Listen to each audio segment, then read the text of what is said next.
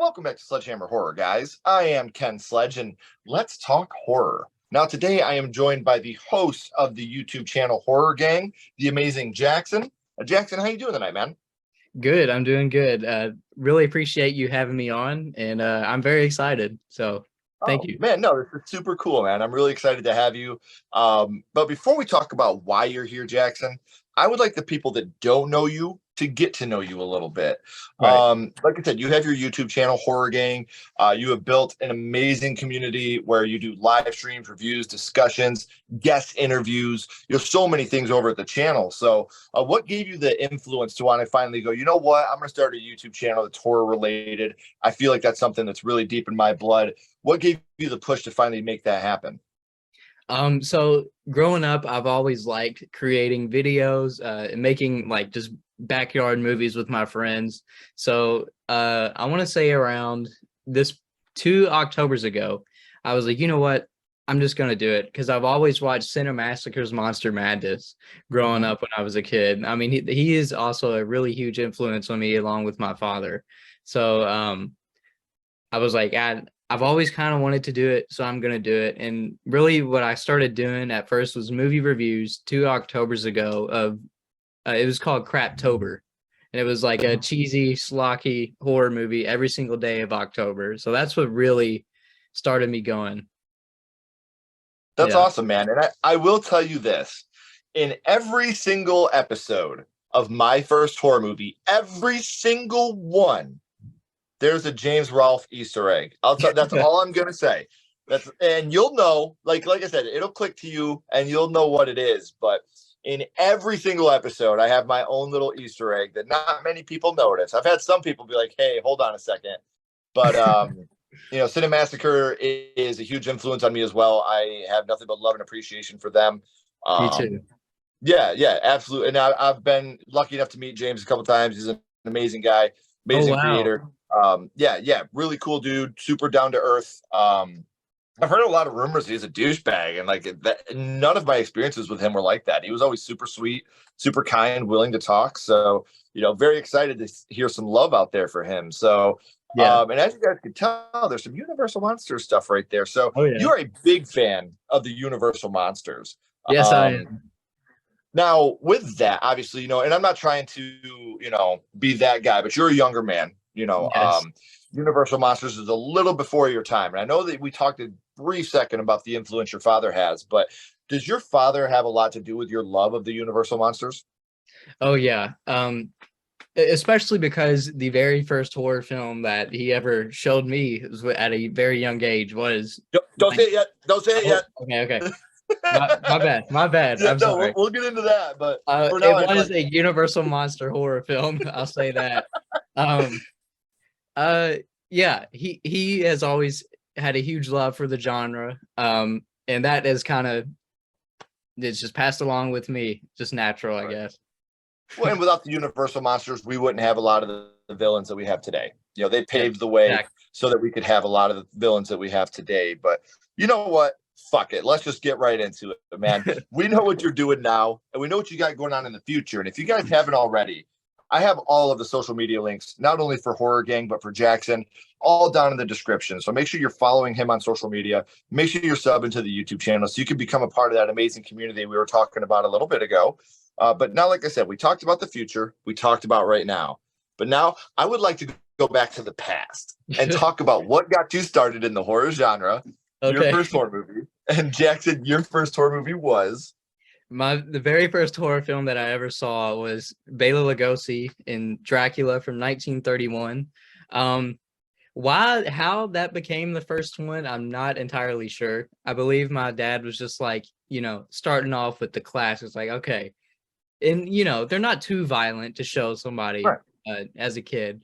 So I think that's a great way to start, and it's just been a burning passion. After Universal Monsters, it sort of went to like Friday the 13th. Yeah, I'm a huge Jason fan. The very first one I ever saw with that was Friday 13th Part 3, and that is my all-time favorite Friday film.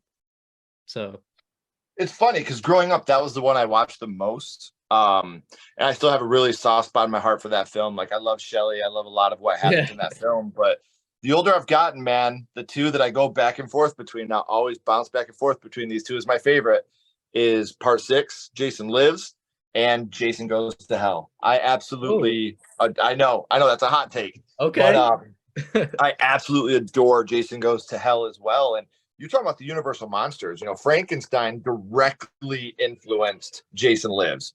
Yeah. The electrocution, bringing Jason back. Like I said, without the Universal monsters, a lot of the movies that I love just absolutely would not exist. No, So I yeah. have nothing but love and admiration for the Universal monsters. So, do you remember about how old you were the first time you had seen Dracula? I want to say about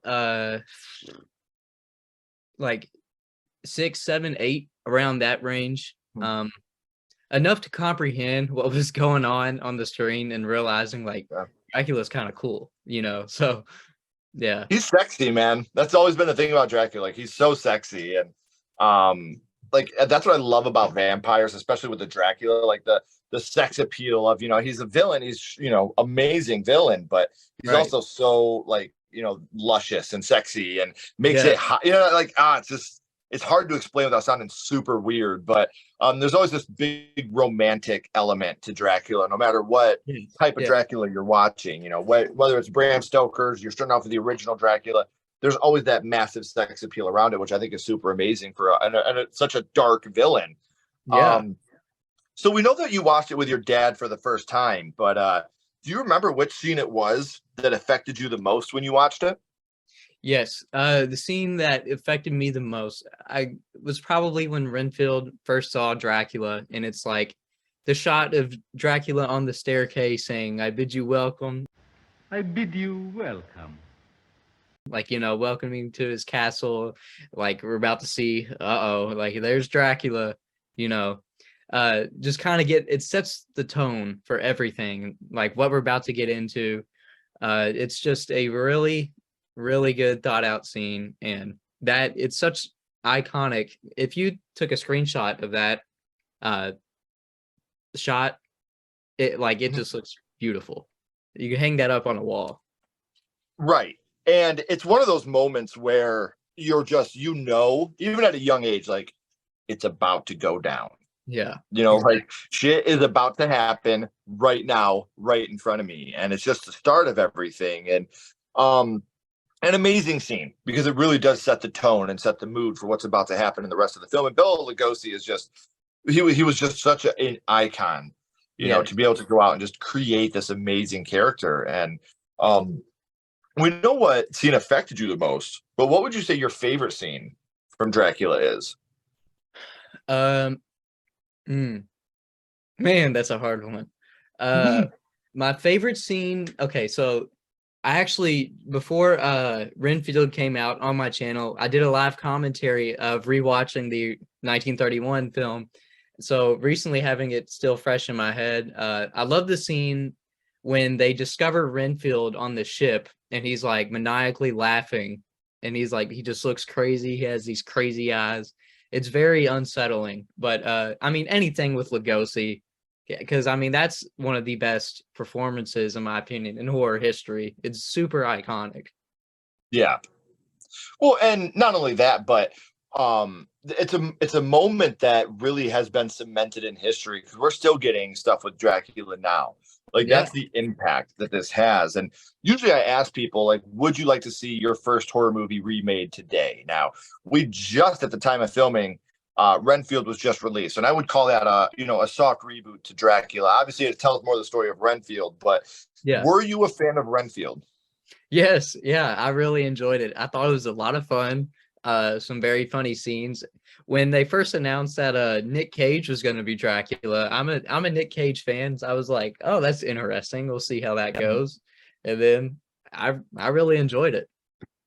There were more moments than I can mention of me belly laughing in the movie theater to this film. Um, I had a lot more fun with this film than I was anticipating.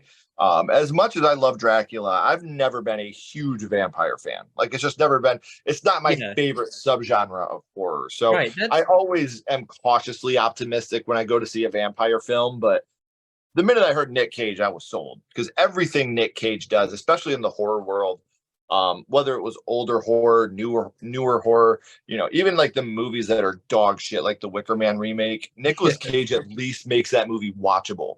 Like his performance and how unhinged he is makes the movie watchable. And so when I heard it was him, I got even more excited because I knew the type of charisma, or riz as the kids call it nowadays, that he could bring to the screen. And I think they paid a lot of very good homage to the original Dracula. We were talking about it before we started filming, but obviously we're going to keep it spoiler free. But there's a scene directly from Dracula that they did, and it was really amazing to watch that take place in the theater. So usually I ask people when we're talking about a movie, if it's part of a franchise, what your favorite film is in that franchise. And I wouldn't say that Dracula is part of a franchise per se, but he is part of the Universal Monsters. So now I'm going to ask you that question, man. Which of the Universal Monsters would you say is your favorite?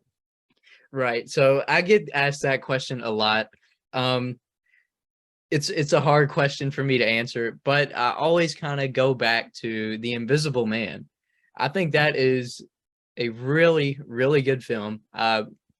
In recent years, it's becoming a lot more, people have said that answer a lot more often, but back then it was more of an underrated answer, a little bit of a hot take, because there's obviously Dracula, Frankenstein, Creature from the Black Lagoon, the Wolfman, like just these, but The Invisible Man is very funny, but also very dark, and it's a really fun time. I love The Invisible Man.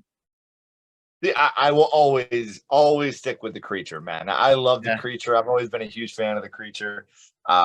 I don't know. It's just something I've always been super attracted to, and I'm just a huge fan of the Creature. I love the Creature too. I had the chance to meet Rico Browning. That's awesome, man. He unfortunately passed away not too long ago, so rest in peace to the last living Universal monster. But he that was an honor. He was super nice, but the Creature is awesome. Yeah. And all, especially for being that time, all the practical effects they put in, that thing scared the shit out of me when I was a kid. So we know about your first horror movie. We know what your favorite horror movie is, or what your favorite Universal monster is.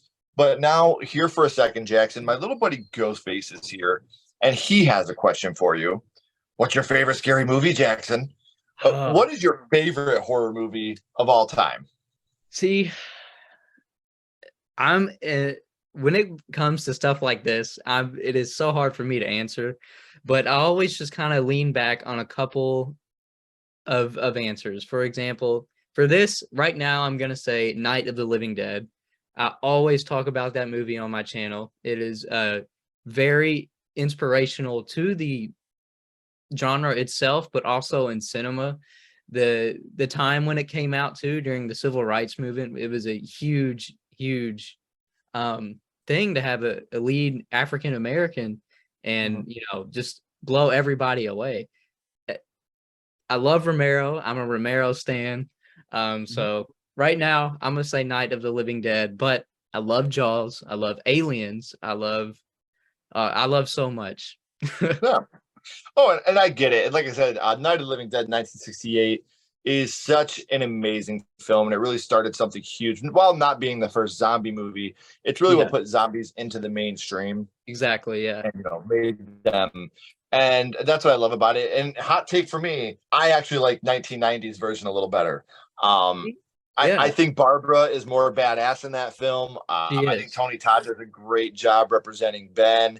I think there's just so much about that movie that is special to me, and I think it's so scary and well done. It's the best way to do a remake, honestly. The only thing I like the ending to 68 a little bit better, but both endings are dark as shit.